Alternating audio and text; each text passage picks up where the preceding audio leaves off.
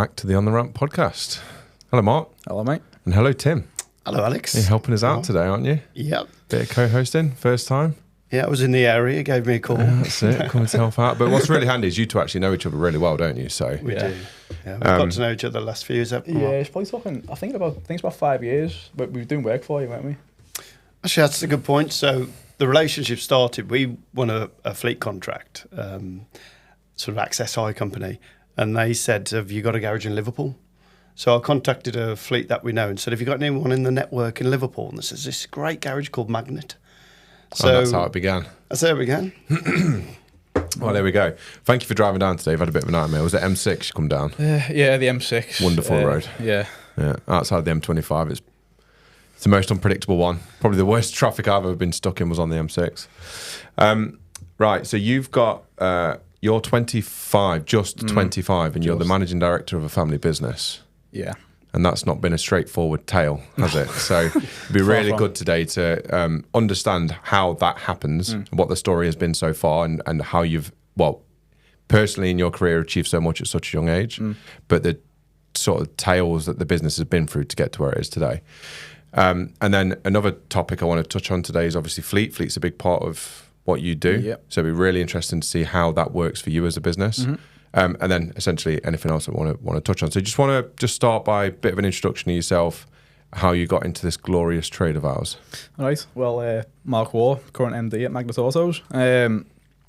I came into the trade pretty much straight out of school. Left school, it'll have been July 2017, finished my exams. Then went off at a bit, to be honest, I was suffering quite badly mental health wise at that point. So I was in a really, really big dip. Did this happen during school or was this just after school? During school, yeah. Towards the end of year 11, I went like really downhill. Did you really? Yeah, bad. Was there anything that triggered that, Mark? I'll be honest, it was probably my own self-esteem issues. I was pretty big at that point. Right. So I was the fat kid in my year. I didn't really have a ton of mates. The mates I had were quite close, but didn't have loads. Sort of hating yourself, self-esteem issues, that kind of thing. Sort of went right into my shell. Pretty much lived on video games and all the rest of it, and as a kid of these day and age does. A few months sort of down the line, you're talking April of the next year, my dad's sort of probably best thing he ever did for me. Knocked on my door one morning and said, right, you're coming in with me. So this was the April after you left school. So it was good 6 months, 7 months. Yeah, probably 6, 7, 8 months. Yeah, okay. Dragged me in. Did you ever have any ambition to go into the family bit? Like, do you like cars? I like cars, I'm a petrol head, but Right. they were like, at that point, I didn't have a passion for the trade and business and all the rest of it. That just developed as things progressed. Yeah. But I didn't really have sights on joining the business at that point, really. Just sort of, my dad had an opportunity there to bring me in. He said, right, you're coming in with me. And to be honest, long term, it fixed me. And was that something that the business drove that decision, or was it just dad being dad, trying to sort you out? I think it's dad being dad. He's I'd love him to bits. He's he's probably the most protective, loving dad that I could have ever been born to. So yeah, that's just dad being dad. That. Yeah. So how did that? I mean, I'm guessing you were in a pretty bad place when you go in for your first day. It's not the easiest trade to walk into, is it? And you didn't go into the garage. You actually went front of house. Is that right? Yeah. So it wasn't quite front of house. It was back office kind of stuff. So we were already big doing fleet at that point. So I was watching my dad jump on one link and all the rest of it, on VMS for all the platforms, FHGB's platform and all the rest of it. And I'd sit there and sort of first 6 months, I was just sort of shadowing him really and watching what he was doing. I didn't at that point. I was too nervous to answer the phones or that sort of stuff. I was only on emails really because just nerves. Yeah. Just sort of watching what he was doing 6 months. Then started doing the admin side and the fleet on my own because I learned how it worked quite quickly. I'm guessing with you being a bit techie, you just picked it up straight away. A little bit, yeah. I mean, I'll be honest, for my age, I'm a little bit of a minor technophobe, but I got there in the end. It's simple enough working these platforms, once you know it, isn't it? So. But Mark, just in terms of coming in as the boss's son, how did the others take that? To be fair, that's often them. They took me under particularly the old manager. He took me under his wing. He was a big mentor for me in the early years. The lads, the techs, Fran, who's still with us now, Ian. But they really took me under the wing. Love them all to bits. We've got a really good relationship with the guys there now. So they really supported you then through that low time? Yeah, properly, yeah. I mean, a few of the guys there, they took me out for my first drink, and like they got me out of my shell kind of thing, as it were, because I was a proper hermit for years and years and years. So yeah, it was one of them, that sort of journey of coming out of my shell and losing my weight and becoming who I am now. I wouldn't have done it without the guys that I had there. It's quite incredible to think that was less than 10 years ago, and here you are on a podcast. Yeah, it's a bit crazy, isn't it? I'd never have guessed. Yeah, MD. I would never have guessed that I'd been sat here, I'll be honest. If you'd told me this, I'd have... So you just don't recognise the person that you were that long ago? No, not completely. I mean, I've walked into like local pubs and that kind of stuff, and I've seen old school mates, and their eyes have gone wide when they realise it's me. And like, what? Really? Yeah, unrecognisable. Completely different person. Yeah. So those first few years in the business, presumably you didn't have. Would you say that you was ambitious? When did this path that you're on now start to reveal itself? I'll be honest. First, no, I wasn't really. I was just kind of there as my first job kind of thing, really, and being part of the family. But the path kind of opened to where I am now, and the ambition of it kind of thing. I was sort of watching what was going on, dynamic between my granddad and my dad, because all three of us were there at one point. And seeing that dynamic and looking at things I didn't quite like as how were ran just from old school. Because again, tell us about the dynamic between your granddad and your dad, Mark. So my granddad obviously started the place way back in '78. My dad come in the '90s. My granddad obviously was a tech, and he started up a business. My dad come through, he was an apprentice, went through Hubert College and become an MLT tester, and went through all the rest of it, and he was on the floor for probably 10 odd years. So he come in that way. He started getting his first bit of partnership shares, similar around my age, and he suffered the exact same things that I've sort of suffered the last couple of years, where, you know, boss's son come through, people don't like sort of listening to, and it's all that sort of stuff. So he suffered with that, with the staff there. Some of them left. So he was about your age when that started happening? That started happening, yeah. He didn't start getting into fleet stuff quite yet. That would have been probably, you're talking 5, 6, 7, 8 years later. So the business was predominantly retail? Oh, at that point, yeah. Until 2004, we were retail only. Granted, there was still some firms that we had workforce, the private fleets, stuff like that we would do business with. It's hard to name a few, but like when we started, we were doing like Lenton and Macomb when they were still going and stuff like that. All their sort of sale cars. My granddad was a Ford apprentice, so what started us off was he was doing Ford's after sales work. Oh, okay. That's how we got going. That's how we got going. So fleet in a sense, but really we got into the big national stuff and the managed stuff 2004. Before that, it was pretty much retail. And did you ever speak to your dad? Have you ever really asked your dad about how that came to be? Like, where did he see that was an opportunity? So all fleet started with us in 2004. So context, I've been 3 years old. Makes me feel old. Sorry, mate. But yeah, so 2004 he started that. Now, we knew, obviously, inevitably, when you have a garage, you know people around locally kind of thing. And there was a company called Jack Hodson's, quite famous these days, doing police car work. They still do a little bit of fleet, but it's more retrofitting. Currently, they have contracts like Metropolitan Police and that sort of stuff, and they fit out like brand new cars from Volvo and then make them police cars and stuff like that. Yeah. Good contract to have that. Yeah, they were starting to get into that. Now, they were about to go exclusive for it, where that was all they were doing, but they were extremely busy with fleet. They have 5 pretty big major ones. And good friends with my dad, and they went to me dad and said, look, we want to get out. We're going to be doing this. Do you want to buy this off us? Obviously, they want some goodwill for it. Yeah. My dad took a risk. My granddad was an oldie. My dad turned around and gave him 30 grand. as a massive gamble. Your granddad wasn't up for that? No, he didn't know. He didn't have a clue. I mean, granted, they probably had a couple of conversations. I don't know the whole story, but they probably had a couple of conversations. My granddad was never massively into it kind of thing. He liked what he was doing. My dad knew Jack well enough, and he said, right, okay, let's do it. So what that bought us was essentially their goodwill of getting out, the introductions for, and then all the contacts and all the rest of it. And I went from there. So we got Balfour Beatty pretty much exclusively for where we were. We got Fleet Assist, so that was in the day. So he was introduced into like Simon English and David Stott and people like that. We got HMC, which became Vigilance, which gave us Dignity Funerals. We've been doing them for 22 years now. That got us FSG, so we were one of the early ones with FSG. So that was Jeff Brainfield Todd's day. and one more that I forget. And that started us off really. So our first ever fleet job was 2004. It was our now oldest client is currently Navuna. Was back then Hitachi, and that was a British Gas fan. Went over backwards to go for it. It was a collection on a Saturday just for an LT over the river. One of them early fleet days that you just scratch your head on how what you're doing. But it was one of them first sort of steps into fleet, and that was our first job. Was 30 grand a lot to the business back then? Yeah. That so was granddad comes back off holiday.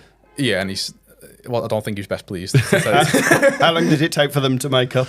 I mean, it's one of the family, you butt heads a bit, but you're still family, so you're all right for a while. There's been friction between my granddad and my dad, inevitably just transitioning the business over and passing over, that kind of thing, and certain decisions like that one. But that's a big decision that obviously your dad made. So, and quite a change in sort of, if you like, business model to approach. So how long did it take for that to show the signs that it was a good decision and your granddad get on board, if you like? Probably a few years, to be honest.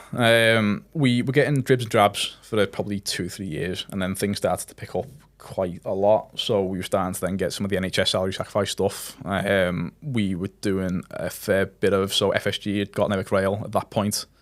Now ARI got that Network Rail at that point. So we're starting to get a bit of that in, British Gas and all the rest of it.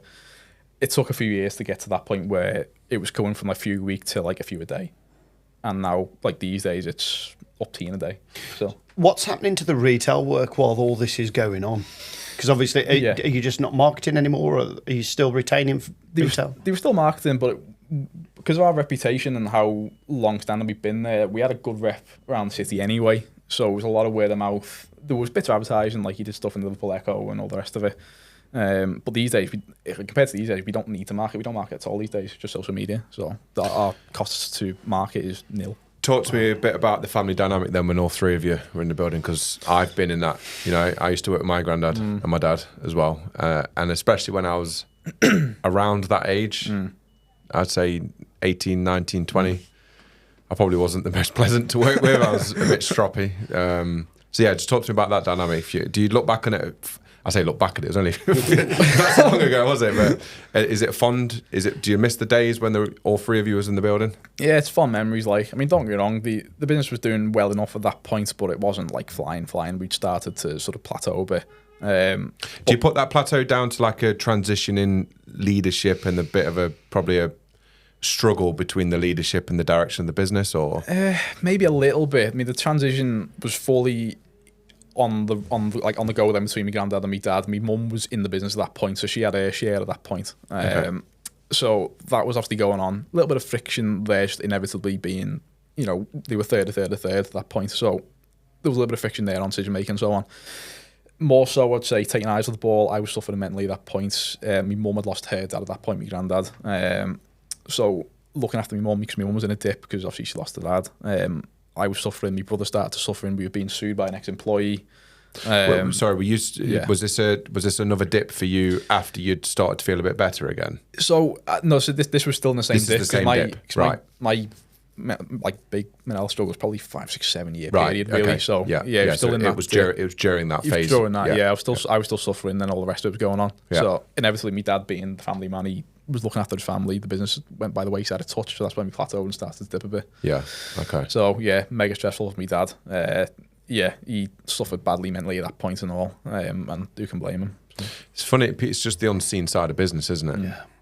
Like, there's a high price to pay. Just out of interest, in terms of that dynamic you talk about, how is it affecting staff? Did you see any symptoms amongst the team? Was there any turnover or people saying things? Because one of the problems we had when I was transitioning with my dad was decision making. So you'd make a call on something, and then sometimes my dad would go around and say, don't bother doing that, do that. And we had a bit of that in the transition. Was there any of those sort of things going on? A little bit. That's happened a touch with me and my dad, actually. But to be fair, with me dad and granddad, I don't really know much of it because I was in my own kind of mental space bubble. So it's hard for me to remember the days when the three of us were there, other than the sort of the fun side that I look back on. But I would expect there was, because my dad being my dad, very headstrong. My granddad being my granddad, very headstrong. You know, the typical old school, you know, stiff upper lip businessman.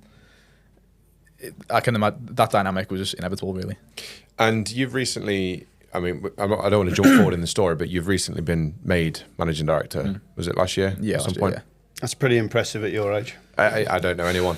Must be the youngest MD in the independent aftermarket. It might be. I think so far it's brought me a lot of LinkedIn, can I sell you something messages. Which we all know. But it's. I don't know. I wasn't really expecting it. I was hoping so because I've been running it so I took over running it October 23. Made MD end of August last year on the back of getting approval status from the brunei, and that come with another few hundred vehicles instantly allocated and like some good rate renegotiations and all the rest of it.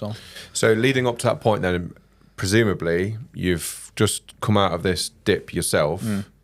And then you're doing the hardest part of business, which is managing people. Because if you want to be pushed over the edge, manage people. Like, how have you found that? Because you've got a few things going against you. You're part of the family.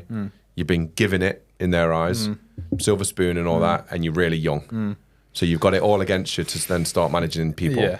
So just talk to me about that. I don't think there's really an adjective for how... Can I swear on it? How shit it was. If you're going to swear, just don't do it once. Just you can swear multiple times. Right. Yeah. There's not an adjective for how shit that was. To be honest, managing people is. I mean, you guys know it. It drives you insane. Yeah. But yeah, I mean, for all them reasons that you've just listed, it was a crucible, to put it lightly. Taking over in that October, I'd grown sort of quite close with the guys in there because they helped sort of bring me out of my shell. So that transition from mate to boss was difficult, to say the least. Quite a lot of people like pecking your ears and sort of saying, do this, do that, blah, blah, blah, blah, and a lot of noise that I didn't know quite how to wade through yet, which I kind of learned how to last few years. A lot of that going on. When things in 2024 went dip badly, there was quite a bit of staff turnover then, 2 or 3 left.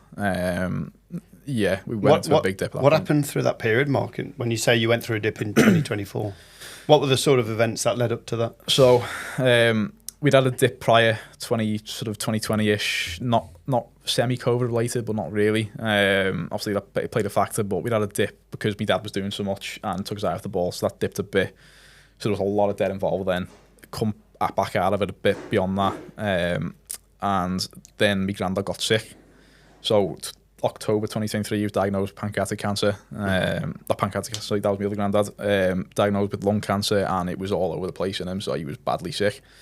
Bowel cancer, all the rest of it, so he had a lot of his bowel removed. So he was sick from then on, really. My dad had to retire. Was he still working up to that point? My granddad had retired 2021, neck of the woods, I think, and just sort of, he'd done his years.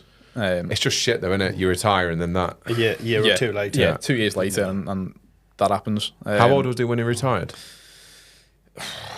So it'll have been 72-ish, I think. Oh, okay, so he did a good innings. He put a good shift in. My granddad, he helped build what we have today. Did you have a good relationship outside of work? Me and my granddad, my granddad. You and your granddad? Yeah. I mean, he was one of them, obviously, because I'd seen what he built with the business, particularly going into the business and seeing, actually stepping back and realising, he's built this thing. Yeah. I mean, it becomes a sort of admiration kind of thing. You know, you hear, like, he talks about, it's quite cool, actually. He's talked about it in quite a revered manner from, like, Fran and people that are in there now that have seen him in his heyday. And they tell me those stories about what my granddad was like. And all the rest of it. And he had some brilliant stories, and apart from my dad, like doing like the Sultan of Brunei's cars and all sorts of stuff that he was involved in. So Sultan of Brunei. Yeah. Wow. That's a story on its own. Yeah, 2002. I mean, just tell us how you get to do the Sultan of Brunei's car in Liverpool. So really weird. Really weird. So the SVA, obviously from Liverpool docks, obviously big sort of city for important stuff. That was around the time when he had the fallout with his brother. Made his brother sell a load of cars. The SVA would bring them in to be auctioned in London. So there's still auction records and that of it. And then we had a contact in the SVA, a fellow called Peter Eaton. And he turned around and said, look, we got these cars coming in. We need you to essentially do an inspection on them to say it passed MOT in this country. We'll then issue that with a VIN number to DVSA, and they'll issue a plate, and that can be auctions. We did the inspections on them, about 20 of them. Okay. All kinds of mad stuff. Wish we had photos. I've got invoices with chassis numbers of like a Bugatti EB110 and all sorts of stuff that had been in the shop. My dad remembers the one EB110 they had, there was a plaque in the bulkhead that said specially commissioned for the Sultan with a palm tree on it. My dad remember sitting in this thing, and that thing sold for like £8 million a few years ago. Wow. So yeah, that's a weird and wacky story from Magnet. Like, so you're in this position where you're managing people, and I think, but I just want to focus on this topic a bit more because it's where a lot of people find themselves, whether they're starting out or they're moving up in the family business, and they all come with their own challenges. How do you start to deal with that? And you go from friends to manager. Like, are there any particular examples that you can remember that you got completely wrong, or without incriminating yourself HR wise? Don't want to put a claim out there for anyone, but just talk to me about what that was like. Yeah, I mean, make a mistake I'll let one of the wasn't seniors is probably the wrong way. He was a very, very experienced tech. He'd been with us probably 15, 16, 17, if not pushing 20 years. Let him go. He was in a bad patch on his own. I didn't know how to help get him out of it. My dad had helped this lad, like bought him a bed and all sorts of stuff when he was suffering. And he was in a patch and he was making tons of really, really bad mistakes. They were costing us a lot of money. I took the decision, right, he's got to be let go. That was a mistake. Learning from that, you know, helping people and rising up kind of thing. You know, but that's hindsight, isn't it? Exactly. And it's all stuff you look back at hindsight. In the moment, it was the right decision for me, but looking back on it, wrong decision. But that's the power of hindsight, isn't it? Stuff like that. There was a garage around the back in the units that we owned around the back of our building, and the fellow who owns that, Keith, I got on really well with me. Mum and Dad had known him 20 odd years, and he was really good with me.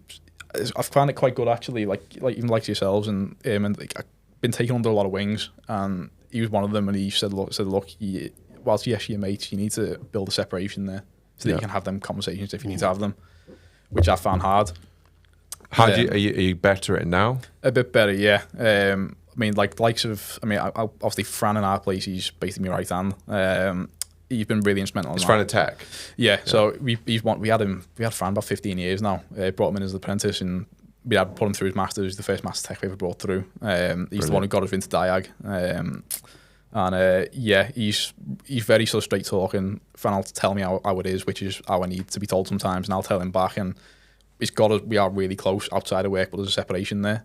He's the first one that I really, really got that with, and he kind of taught me that and taught me how to tell people when I need to tell them and listen when I need to listen. So is he almost being like your eyes and ears in the workshop as well? Yeah, he's very much like that. Yeah, it's really positive to have someone not half. that you can trust that much. Yeah, I mean, particularly on a technical front, because I don't have a technical background. So listening to him, and I mean, granted, I've got a little bit of technical knowledge now, dealing with jobs for 8 years, but listening to him... Yeah, it's amazing what you can pick up. Not half, yeah. On the Ramp is very proudly sponsored by Castrol and the race group from Certus Energy.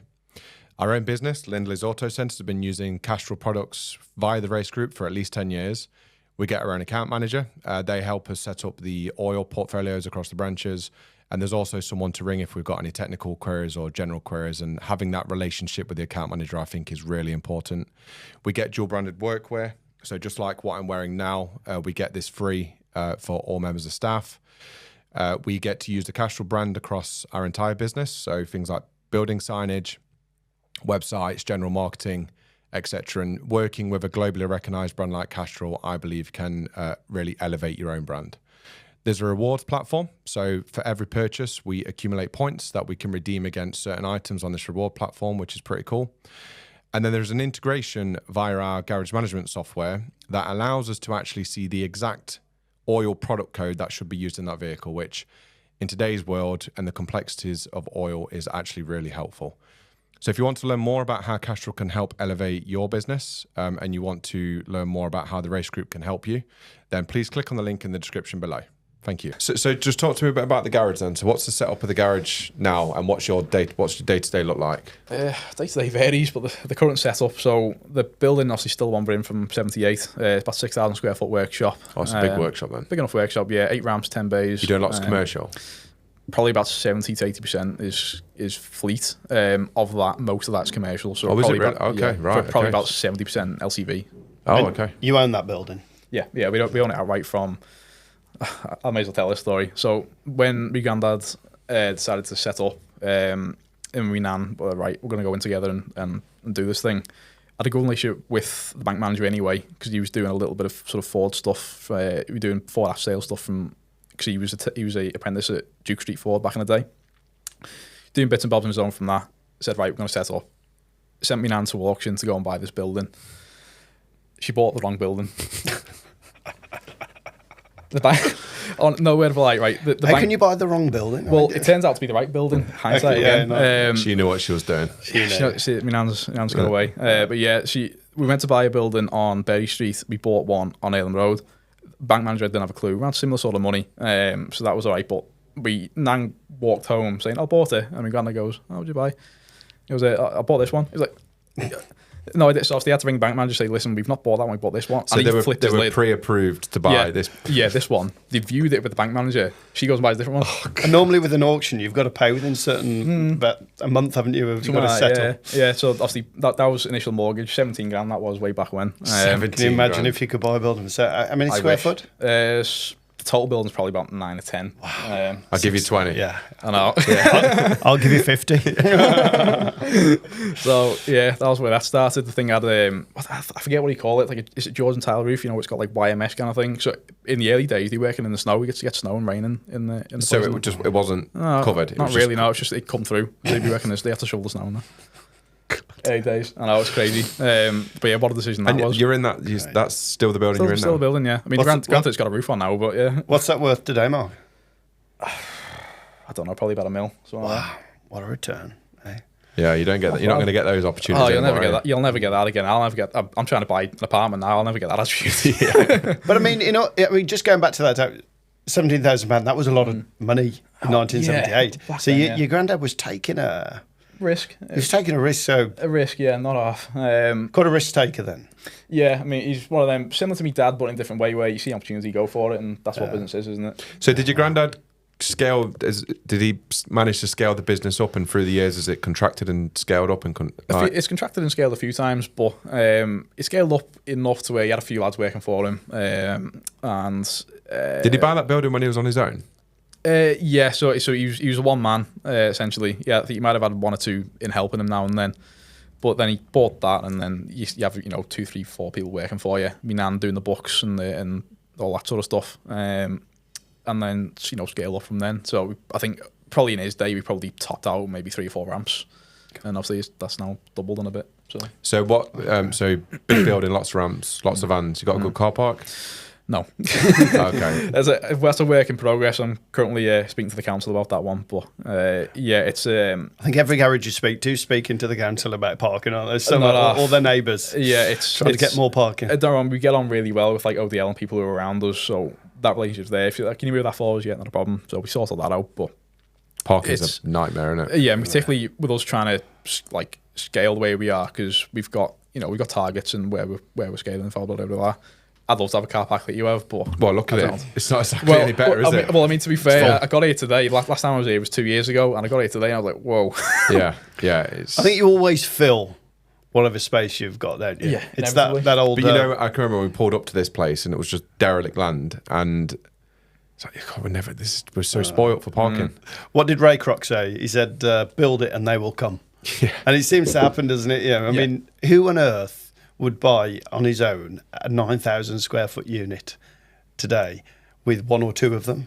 But look how it serves you, So build it and they will come. Yeah, it's one of those. You take risks in business, don't you? That's where you are today is a culmination of your previous risks. Yeah, it is funny with risk, isn't it?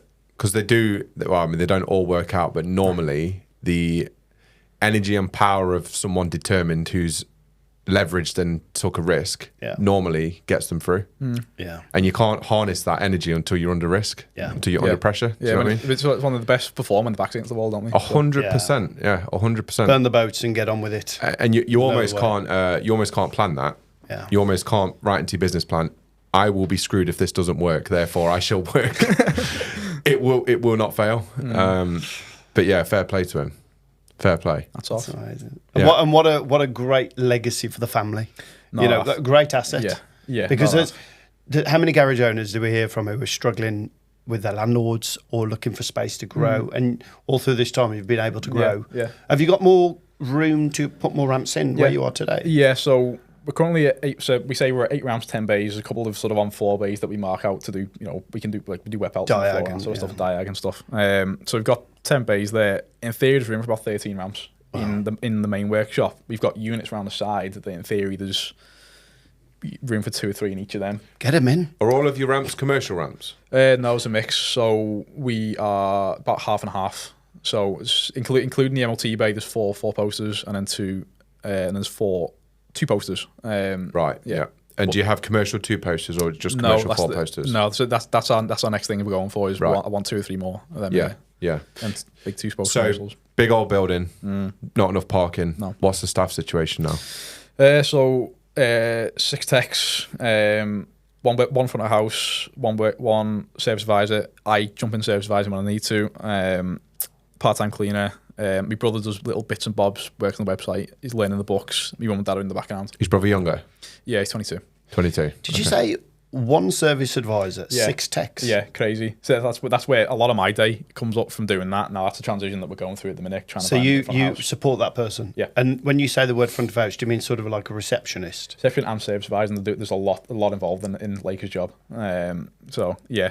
One person's on reception. You haven't got a receptionist and a service advisor? No. So we both, we're at work, so you walk in the office and there's a front desk there. I still sit at the front desk because I'll step in for anything, if there's any hassles need to deal with, that sort of stuff. And I'm also, because I'm experienced in the fleet side of things and she's still learning it while she's doing very well, I step in if anything really technical, so like a mad emissions job, then I'll step in and help her do it, or I'll do it myself. And who's allocating jobs? Have you got a workshop controller? Yeah, workshop control. So that was a change actually inspired by yourself and the guys. So obviously we sit on the steering panel, Fleet Service GB, don't we? That was inspired by you guys.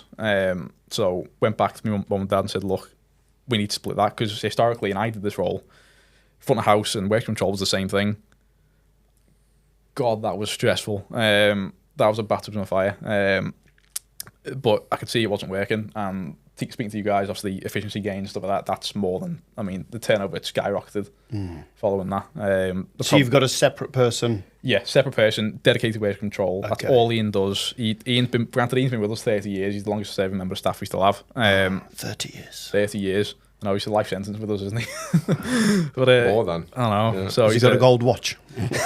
don't put any ideas in his head. Oh yeah, I'll be asking for them. Yeah, But so he's dedicated work control now. So he's just focusing on the flow of work. Any issues lads hit, he jumps in and helps out. If any apprentices hit an issue, he goes out there and helps them. Flow parts, returns, all the rest of it. He just keeps them going. Yeah. Keeps it. I've got a question for you two. Would you say that a service advisor dealing with fleet to the same ratio of technicians has more work or less work than a service advisor dealing with retail? That's an interesting one, that. That's hard to answer, to be honest, I think. I don't know. In a way, it's more streamlined because you're dealing with things on platforms. Mostly. So instinctively, I'd say less. Less. Yeah, that's instinctively, because your terms are set. You're working on a platform. So yes, you've got to build the estimate either way. You're building the job, but ultimately you're not having to connect with the customer in the same way because you're dealing on a portal. Less variables then. Yeah, and there's a lot of rules in these portals these days which give you auto authorisation. Yeah. So if you're fast, you can put a service through to a fleet and get instant authorisation in 2 minutes. Yeah, there's a lot of AI authority now these days, particularly on platforms like OneLink and Fleet HGB built into theirs now. And DI, like Digital Link. Yeah, DI got theirs. There's a lot of AI auth now these days up to a certain limit or within certain terms, or because they can see histories on these platforms. So if it's not a break for 2 years, then I think I say that instinctively. You've thrown a question out. Thinking about it more, the other thing you don't need to do is explain the problem to a fleet controller. Whereas if you've got a retail customer in and it's a £3,000 job, it's DPF, EGR, it's all these different things, there's a lot of explanation on why. Yeah. Whereas when dealing with the fleet, that's the problem. There's all the evidence. Okay, auth or a review. Yeah, because you're dealing with, a lot of times, ex-techs or technical authority controllers, or just authority controllers who have techs behind them. It's funny because what you just said there went to my mind when you said you went 6 to 2, because I find that quite an amazing ratio, actually. Did you say if you do you do any retail still? Yeah, it's probably 25-30%. And is that, would you ideally move away from that? If you could do 100% fleet, would you? What do you prefer? I mean, I prefer fleet, I'll be honest. But I like having a healthy split. Fleet is, as you say, it's easier to deal with. Again, the terms are set. You renew every year. You know where you stand. My marketing costs are nil. The cost of serve is less for that reason. There's a lot of talk about lower rates, aren't there? There's a lot of talk about that. But, well, me and you were sat here, it works, doesn't it? Yeah, but in terms of as a business owner, like when you look at sort of the business and gross profit and hitting your margins, you've obviously got retail, you've got fleet. I mean, is it comparable? It can be, yeah. Is one better than the other when you look at the sort of general GP per job? Is it on balance? I mean, to be fair, when you average it all out, it's probably better fleet-wise, to be honest, because inevitably, with a retail customer, cost of living, people can be fickle sometimes, so inevitably you need to give a little bit back sometimes. You need to build that margin in, but with fleet, it's not really the case. Your terms are your terms. This is what we're doing. Takes this long, this is how much the parts cost, and that's your margins. What happens and what circumstances does a fleet say no to some work? I mean, I'm finding a lot these days, and you'll probably be finding it as well. Generally, when it's just obviously vehicles are getting older, some of them are being renewed. Generally, if they're about to go upside down in an asset, then they can defleet it, and that's when you lose a job. So normally it's a defleet situation. Yeah, if somebody say I don't know, a turbo's gone or it's been blowing oil through and it's knackered the DPF and the SCR cat and all the rest of it, then it'll go to what's called a high spend review. So as a vehicle goes through its life cycle and the term of the lease, whether it's a 3, 5, sometimes 7, as you get close to that, the maintenance controllers get given parameters. So vehicle at this age and that mileage, that's the spend, that's okay.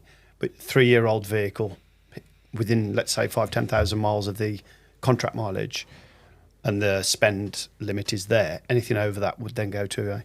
But inevitably, maintenance costs go up through the life of the vehicle anyway, so you've got more probability of a high spend towards later on. But that's part of the intelligence, isn't it? If you've got an old vehicle... I guess the mileage on the vans... They're doing a lot of mileage, aren't they, as well? Yeah. Well, I mean, what's the stat? Is it between 3 and 6 times the average mileage? Is it something? It is. It depends on your fleet, because if you're dealing with someone like, I mean, you can have some Amazon vehicles that hardly do any miles because they do 10 deliveries down one road. Same with British Gas, but then I mean we have some LCV customers that will do 70,000-80,000 miles a year. Yeah, but all motorway. But all motorway, yeah. So yeah, it varies really, but to be fair, we're seeing it more and more now because obviously. Maintenance costs go up.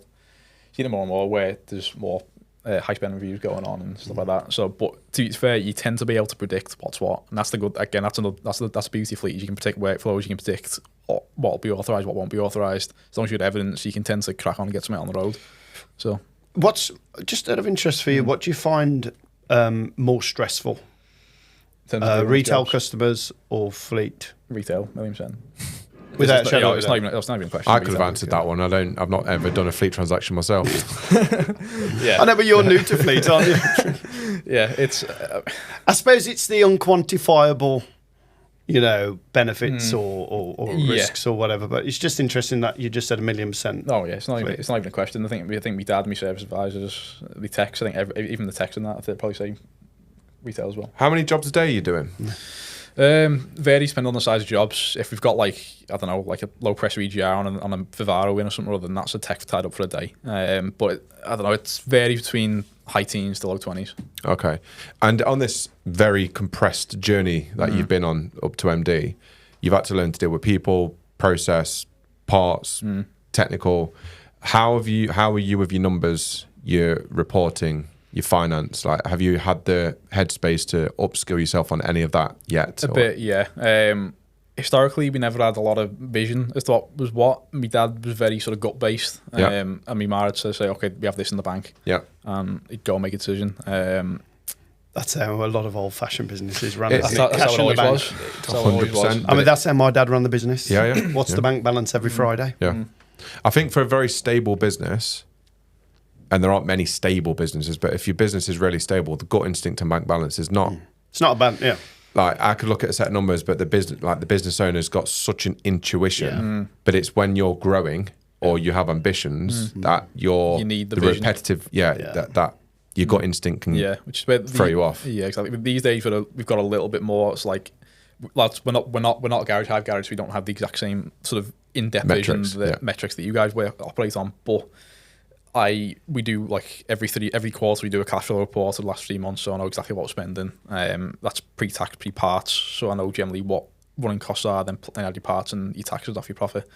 And how are you doing this for your management, for your accountancy, like Xero or QuickBooks? Yeah, Xero, Yeah. So based off Xero, and then based off, we obviously turnovers based on, so we're GDS, cheap and cheerful, it works for us.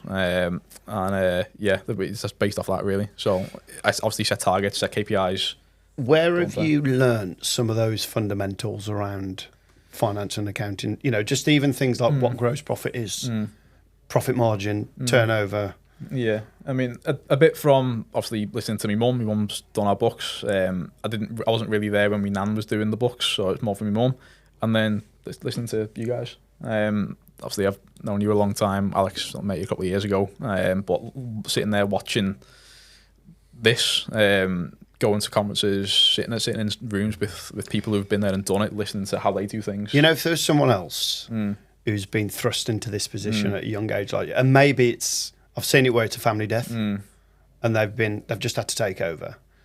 Like, what advice would you give someone who's, you know, a few years back now, where you were at that point, to sort of help them kind of get skilled up as quick as possible? Would you give if there's anyone listening today who maybe has been put in that position or could be in the near future, what would you advise them? I'd probably say you've got to be two main things that spring to mind. One, you've got to be surrounded by the right people.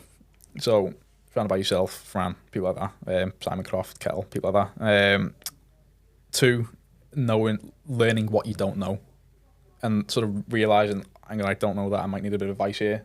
And if you surround yourself by the right people, then they'll take you under your wing and you'll learn from them, kind of thing. Also, something that my dad's sort of drilled into me, and my dad always did, it's driven me mum mad sometimes, is he'll listen, get a lot of opinions on something, and then he'll make his own decision anyway, kind of thing. But he's taking opinions and he's listening and he's bouncing ideas around and learning to do that. Curiosity. Curiosity, and then openness. Listening and finding your right answer through the noise is learning that skill. That's invaluable. So I love that last point. You at some point you have to have the confidence to pull the trigger. Yeah. There's Fail fast. Oh yeah. There's a few big decisions that I've took and my dad's been scared of. And it's we're here today, and probably in 3 years the turnover's doubled. So you mind sharing any examples of some of the risks you've took? We stopped doing business with. You don't need to mention any names if you don't want to. Yeah, I was just thinking that. So we stopped doing business with particular companies that were a bit less paying. We were becoming busy fools. Yeah. There was work there from others that we then took to fill that. But my dad was scared because these companies were paying the wage every week on their own. So, for example, what would that percentage of turnover been that you were sort of saying turning off? So the weekly turnover then would have been 15 grand, something like that, between 10 and 15, and that was about 4 grand a week, 5 grand a week we were turning away. So nearly 30%, a third. Yeah, big loss of turnover there. Yeah. And was that with the guarantee that was going to be replaced, or were you taking a risk to? It was a risk. I mean, granted, I was at that when I took that decision, I was starting to get to the point where I was finding my drive, finding my ambition. So I was starting to knock on doors and that sort of stuff, and make phone calls and all that sort of stuff. It's amazing how I obviously get to do a lot of Power BI sessions with garages, and you often see the classic is the trade MOTs. Oh yeah, we do 6-7 trade MOTs every day, but it's guaranteed revenue, and but every time one of those MOTs comes in, you've got a comfort blanket around you that doesn't let you go looking for the MOT that's worth a lot more, and you can you get the repairs off. It's just a classic, and it's so hard to let that go. I mean, I can remember when we just got our second branch, we recruited someone externally who at that point was massive salary for us, coming into a management position, and I mean he turned the business on its head, and he got rid of our biggest trade customer, who was a friend of mine as well. And he was like, no, they're going up to full retail and they'll leave. Full retail, they stayed. So it was like, no, actually, you full retail, you can do 2 a day, last 2 slots of the day, just to try and just get it away. And it went away, and never looked back. Yeah. But I was just like, can't do this. This is just business suicide to turn business away. But sometimes you need someone else to just come and say that, which in your case was you versus you. It reminds me of that saying, the bird in the hand's worth more than the two in the bush. Two in the bush, yeah. But like sometimes the bird in the hand is worth more, and sometimes you have to go... Couple of turkeys in the bush. A couple of turkeys in the bush. No, fair play. So, and you, that's a big risk. You just dropped that. Turnover's doubled in the last 3 years. Yeah, there and thereabouts. Yeah, we were doing between 550 and 600 grand a year. That neck of the woods. These days, this year we're doing about 100 grand a month now. So we're going to be tickling between 110 and 120 grand now. Have you done a million? Have you done a million a year before? Or is this going to be the first? Very nearly got there. Very nearly got there last year. We were like just shy of the mill last year, which I was gutted about because we were pushing for it. Make sure you celebrate that success, You've mate. got to celebrate it. Yeah, we'll do. So yeah, this year we'll do between 1.1 and 1.2. Fair play, mate. And I remember the time we first did a mill. I can remember ours very fondly as well. Yeah, it's a big... I'm looking forward to that day. That'll be late this year. What are you going to do to celebrate then? Come on. We want it on record. We'll be pushing the blend time, so we'll probably be having a load of beer for it, mate. Okay. Well, is that when your year ends? Is it? It's the end of the end of the season calendar for shows and that kind of stuff. So I think what Mark's just said is, if you're at the blend, the drinks are on him. Drinks are on him. I'm inviting myself a lot of pain here, aren't I? It's on record now. Well, there we go. Don't let Kettle hear you. No. Yeah, so that's it's impressive. That's really impressive. So you know when you got handed this title, did it change the way that you feel about the business? Yeah. Not handed the title. That sounds really bad. When you were made managing director, yeah. Did you first of all did you want it at that point? Yeah, I wanted it. Yeah. You did, and then when you got it, did you feel different? A little bit, yeah. It was kind of. I'd been pushing for it for a long time, and I mean, granted, obviously, I've had my journey's been a lot easier than others. Granted that it was my dad's, but I'd pushed very hard and I'd worked very hard for it. I'd sacrificed a lot. I'd had to turn down opportunities to buy property, like that kind of thing, because I had to put money into the business. So I'd sacrificed a lot that not a lot of people knew about. And so you invested in the business, did you? So when we were struggling badly, I had loans myself that went in to help pay for stuff. And you had personal loans, yeah, to support the business. When was that? So that'll have been the original sort of big dip around 2020, 2021 neck of the woods. So you'd have been 20 years old. That neck of the woods, yeah. And I had a lot of debt in my name. My credit was on the floor, so I couldn't get a mortgage. So only now my credit's all right, and I'm you're starting to get the rewards now. For that. Yeah. So yeah, it was one of them. Because I'd sacrificed a lot on that front. And I'd brought a lot to the business. I'm not sort of recognising that I've done a lot of things against my dad and it's paid off. I felt that it sounds bad. I never want to sort of be the egotistical guy. I felt that it was my time kind of thing, and I was doing things right. So it felt deserved. Not at the end. I don't like sounding that way, but yeah. It's something I wanted, and you didn't get there was no imposter syndrome. It was like, you can do this. I mean, granted, I've had imposter syndrome happens all the time. It's sitting in this room, but not for that. It was me time that the guys around me had sort of seen how far I'd come, because I mean, with the old manager used to say I wouldn't say boo to a goose when I come in, and obviously now I'm sat here and going around the country doing. Obviously, I spoke at the NEC last year. We're speaking at the NEC this year. Yeah. What did you do at the NEC? So at Auto Mechanic last year, I did a talk in. I think it was in the Ignite Arena about family business dynamics, and that was the first public speaking gig.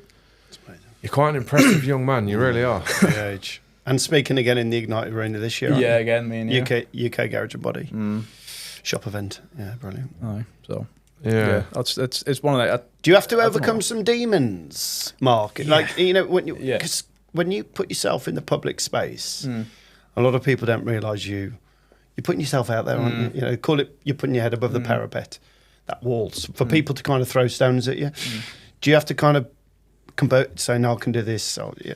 Yeah, I mean, I get nerves. I've got a bit of a stutter, so that comes up. But yeah, I've got to combat the nerves. Even I wouldn't have dreamed sitting in front of a camera like I am today and speaking to the trade like we are now.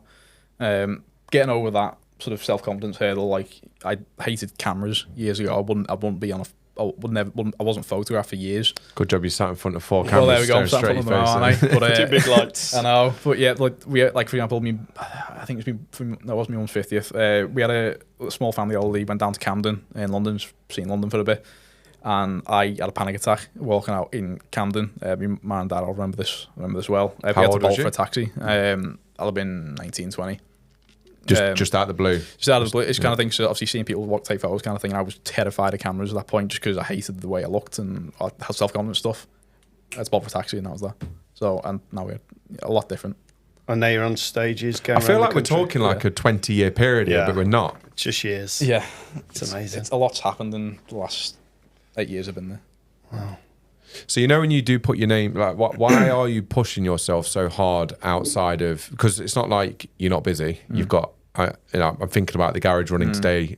Does it run okay without you? Yeah, it's now at a point where I can come and do this thing and it'll still run. We'll still like turnover. So what?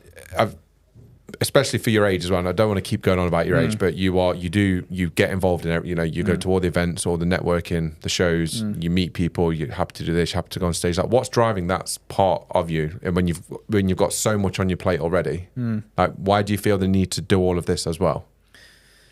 I think it's just pushing myself out of my comfort zone. Years ago, I wouldn't have done it, but it's sort of, I don't know, it's been a self sort of, like, so at the end of it, I can come away and say, oh, I'm proud I've done that kind of thing. Yeah, that sort of thing, really, just trying to sort of, I don't know, elevate my own profile, then elevate the business sort of thing, make myself a bit more public facing. As I say, people buy from people. I mean, I definitely see Magnet. I mean, it's every, And your all the LinkedIn your social media socials. and your interviews with Fran. Yeah, They're really good. That did really well. Yeah, that was we did a little series of interviews on YouTube. They've got 300,000 views now, kind of thing. Wow. That's just Fran sat there doing little shorts. Yeah, that did really well. Obviously, my own LinkedIn's Yeah, it does really well. Going a little bit. I do these client profile posts about the fleets we do. So I'll hone in on like BT or Amazon or DHL or whoever, and I'll big them up a bit about what they do, and then about our relationship and so on. And they tend to get shared by the management companies because they quite like that I'm bigging them up and I'm sort of shouting about the relationships we have. I think the other good side of it is you're just putting yourself at the front of people's minds. Yeah. Particularly in the fleet That's the world. thing. If you've got network managers around you who are looking to place work, if they're seeing you on LinkedIn and social media and you're adding some value and putting something out there, then you're just at the forefront of Good people's thing to minds. think about, isn't it? Yeah, that's the thing. It's not letting myself be forgotten, I suppose. I mean, that has directly got us work, doing that kind of thing. That got me in the room with Enterprise. So back to the business then. It's obviously going well. You've almost doubled in revenue. You're going to hit the mil mark this year, which is really cool. And we're all getting drinks. And Mark's getting drinks, probably from Mark Kettle. Yeah, it will end up being Marc Kettle. Yeah. What's the ambition? You're clearly outrageously ambitious. So what's the realistic 5-year goal? Where do we go beyond that? Where do you want to be? So 2 years time, the business turns 50 years old in 2 years. So we've got a bit of plan for that. We're currently slowly renovating the building because it is an old building. We're getting there. The offices are nearly done. Then renovating the staff stuff. Then renovating the workshop in terms of aesthetic. There's plans to add at least 2 ramps a year. So this year. It'll be 10 ramps. Beyond that, obviously adding contract as we go. Again, fleet being dependable. I kind of know I can fill them because I've got stuff sitting in the wings waiting to come in. So that's Is this vehicles from existing relationships or new potential relationships? From existing fleet management relationships that I know there's contracts that are winning from people that we know. What's stopping you putting more ramps in? If If you've got the space. I'll be honest. At the minute, it's just a matter of time. We can't do it. It's just getting the I guess ramps. people as well. People, Because at some point, thing. you're close to needing another advisor. That's the other thing is I'll need another service advisor soon so I can step back and do this, do the steering the ship. And I'll need more techs, and finding good techs is not just techs, good techs is the thing, because we're doing not easy stuff we're doing. Again, like I was saying, the Varo low pressure EGRs and turbos and big stuff, and not a lot of people want to do that kind of thing. And luckily, our guys are really good at it. I've got apprentices doing turbos and wet belts and that. Yeah. Is your social media presence helping get interest from techs around the area? Yeah, we had walk-ins. We've had walk-ins. Yeah. How do they react when they see you're the boss, 25 years old. Do they like it? Is it a challenge? I've been asked who to speak to before. Have you? Yeah. Did you say 1 minute I'll go get him? Yeah, and then walk back in. So yeah, I've been asked who to speak to before, but because I'm on there a bit doing my thing, then I get seen a little bit more these days. So some people see me and then put 2 and 2 together. Right. Okay. But And do they quite like that it's someone young is? I don't know really. To be honest, I've never asked. So we've got. I suppose it would be a bit of an awkward question to ask in this. Oh, well, exactly. Yeah. So I've got. Are you happy with me being your boss? So No. So I've got. You still got the job. Oh yeah. So I've got a couple of new starters this year, new techs. Jordan again, he seems happy enough. Joe Duffy, he was from old, so like the old Magnet Dream team when we were like pretty much exclusive in Rail around 2013 kind of time when we were up the wall, probably as busy as you've ever been. He was in that kind of Magnet Dream team then, as was Franny, as was Ian, and all the rest of them. So we got Joe back. Joe's now slugging away and doing brilliant. I love that. The Magnet Dream team. Yeah, the Magnet Avengers. So yeah, you need to think of one of those for the team today, though, so they don't feel like that they're the B team. Oh yeah, I'll think of one of them. But yeah, Dream team. Yeah, Joe's because obviously he seen me as a kid, and he's got the relationship with my dad from old kind of thing. So that was fine. Not a hitch with Joe. Jordan seemed happy enough. Again, I've not asked him directly. He's a touch wood. He's happy, but yeah, he's so going well. Beyond the 2 years, then, do you go more to site or do you try and? It's a buildings around you. You can do a bit of a Tim and buy out the whole. Yeah, to be honest, industrial estate if you want to.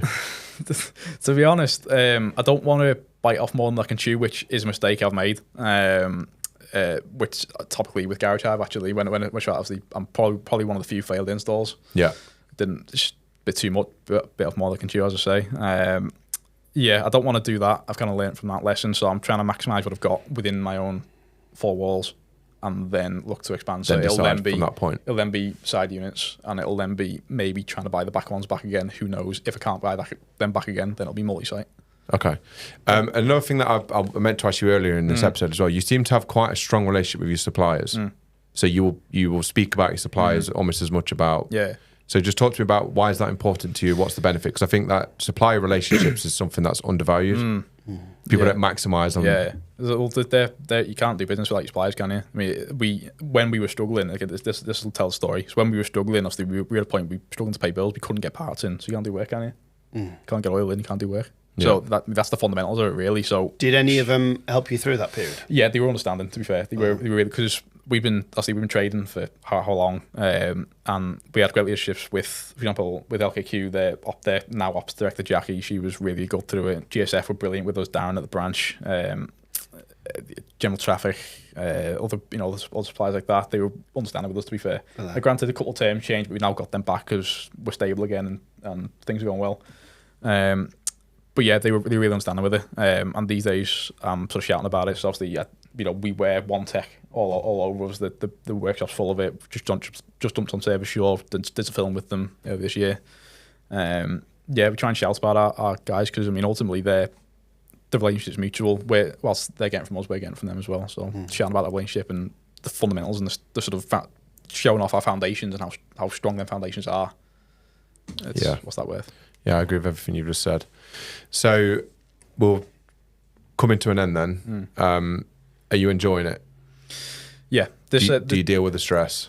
Yeah, granted, I have me moments. Of course, I'm young. And stuff to do with age, mate. I think we all have a moment, so don't get any easier. Yeah, the guys in the shop, they recognise that I'm young. There's been a few things that I've handled wrong, kind of thing, and they've understood and they've given me a minute, which has been great. So I've got I owe them the world for that. They're brilliant. But yeah, besides them moments, yeah.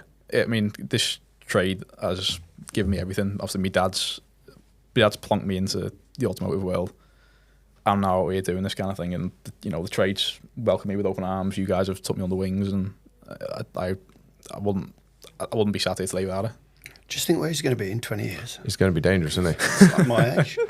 My word. Taking on the world. We'll be old then. Yeah, I know. I definitely won't be doing this anymore. I think he'll have his own by then. You'll have your own podcast by then, Marc. Maybe.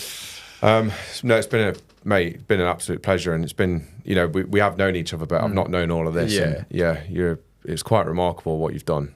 And it just shows you, the thing I've learned today is you can buy the wrong building and still have a successful business. Get there in the end eventually.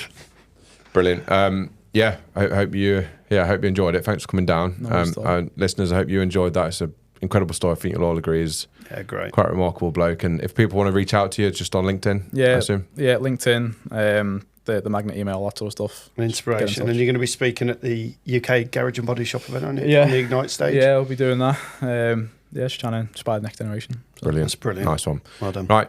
Nice one, guys. Hope you enjoyed that, and we'll see you on the next one. Thank you.